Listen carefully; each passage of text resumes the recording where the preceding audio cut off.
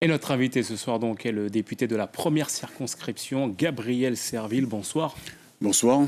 Alors en mars dernier devaient démarrer les travaux de cette fameuse commission d'enquête parlementaire sur l'orpaillage clandestin et cette lutte dans le cadre de l'opération Harpie.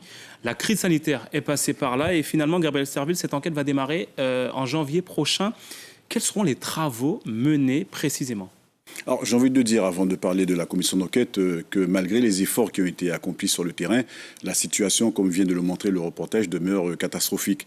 Et je déplore le fait que la France, sixième puissance mondiale, soit capable d'aller faire la guerre en Afghanistan, d'aller au Sahel, et qu'elle ne soit pas capable de faire respecter la souveraineté nationale sur une partie du territoire. La commission d'enquête parlementaire, c'est une commission qui est formée, comme son nom l'indique, de députés, sur un nombre maximum de 30, et qui va auditionner toutes les personnes qui, de près ou de loin, pourraient nous donner des indications, des informations sur l'orpaillage illégal sur le territoire guyanais. Sa durée de vie est de 6 ans, et les personnes qui seront auditionnées le seront sous serment. Donc c'est la raison pour laquelle on espère qu'on va avoir suffisamment d'éléments d'information pour mieux mesurer l'efficacité de ces opérations Harpie.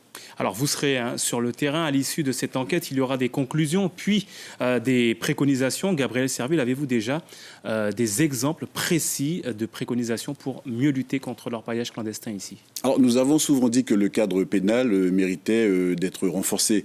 Les opérations Harpie se déroulent, les militaires vont effectivement à juste titre détruire des carbets, détruire des puits, des galeries souterraines, mais les garimperos continuent à rester en forêt, ils continuent à exploiter l'or de manière totalement illégale. Donc, en quelque part, l'État n'arrive pas à montrer sa force. Et je considère qu'à un moment donné, il faudra modifier de manière définitive le cadre pénal pour le rendre beaucoup plus coercitif. D'une part, il faut renforcer la coopération avec les pays voisins, d'autre part, parce que tous les pays voisins ne jouent pas toujours le jeu.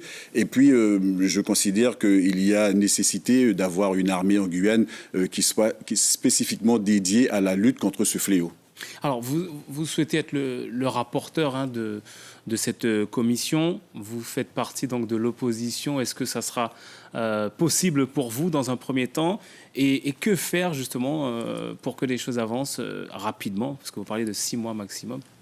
J'ai eu l'occasion de dire que le fait d'être dans l'opposition à l'Assemblée nationale, pour moi, n'est pas un handicap. Bien au contraire, j'arrive à faire entendre la voix de la Guyane mieux que d'autres. Je ne citerai personne. Pour moi, ce n'est pas du tout une contrariété. Au contraire, je crois que la démarche que j'ai entreprise reçoit l'assentiment de mon groupe GDR à l'Assemblée. Elle reçoit aussi le sentiment des autres groupes de l'Assemblée nationale parce que ça fait un petit moment que je ne cesse d'évoquer ces problématiques. Donc j'espère qu'en tant que rapporteur, je serai en capacité effectivement de mieux faire entendre cette voix émanant de la Guyane. Autre sujet, Gabriel Serville, que l'on va évoquer avec vous, cette fois à propos de la fermeture de l'unique station-service de la commune de Saint-Georges de l'Oyapock. La société Total avait annoncé son retrait. Le maire Georges Elfort vous a sollicité. Vous avez ensuite interpellé le groupe Total. Finalement, les choses ont bougé. Alors, on va écouter, juste avant de retrouver donc Gabriel Serville, le maire de Saint-Georges de l'Oyapock. J'ai interpellé, c'est vrai, les 4 parlementaires et le président de la CCTG qui m'ont répondu, qui ont fait leur part de boulot. Aujourd'hui, le problème est pratiquement réglé parce qu'avec le sous-préfet des communes de l'intérieur, qui était prêt à réquisitionner, qui a fait des interventions et qui a négocié avec Total, donc le problème est réglé. Total restera et est prêt à racheter le foncier qu'ils exercent actuellement. Alors Gabriel Serville, comment la situation s'est-elle débloquée? Expliquez-nous un peu. Mais lorsque j'ai été interpellé par le maire de Saint-Georges concernant cette station Total qui risquait de fermer, j'ai rapidement interpellé monsieur le préfet pour lui dire qu'il était de sa responsabilité que de faire en sorte de pouvoir établir le contact directement avec la société Total Caraïbes, parce qu'il n'était pas question que tous les habitants de l'Est de la Guyane soient privés de l'énergie. On sait que l'énergie, c'est à la base de tout, c'est à la base de la vie. L'énergie est à la base de l'activité économique notamment. Maintenant, j'apprends avec beaucoup de bonheur que ce problème a été réglé. J'espère qu'il est réglé de manière pérenne et de manière définitive et que dans quelques mois, on ne va pas à nouveau sombrer dans une autre difficulté. Dernière question avant de se quitter.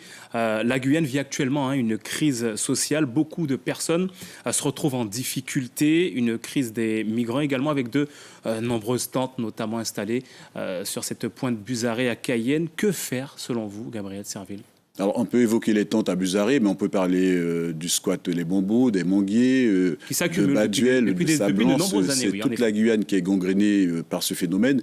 Personnellement, j'ai eu à faire beaucoup d'interventions. La dernière en date, c'est que j'ai écrit au ministère de l'Intérieur pour lui dire qu'il faudrait mettre en place une véritable gestion de la crise migratoire sur le territoire de la Guyane, parce qu'il y a beaucoup de personnes, parmi celles que j'ai rencontrées sur le terrain, qui n'ont qu'une seule envie, c'est de pouvoir s'intégrer, c'est de rester, mais ça ne peut pas se faire à n'importe quel prix. Juste au moment où on décide de ne pas faire le recensement sur le territoire de la Guyane, je crois que c'est un très très mauvais signal qu'on nous envoie. Donc j'espère encore une fois, et le prochain préfet sera tout de suite sollicité sur ces problématiques, j'espère qu'il sera en capacité de nous apporter rapidement les réponses attendues. Gabriel Serville, merci d'avoir répondu à notre invitation ce soir. Et on rappelle donc que la mise en place de cette commission d'enquête parlementaire est prévue pour janvier prochain, un dossier que l'on va bien évidemment suivre.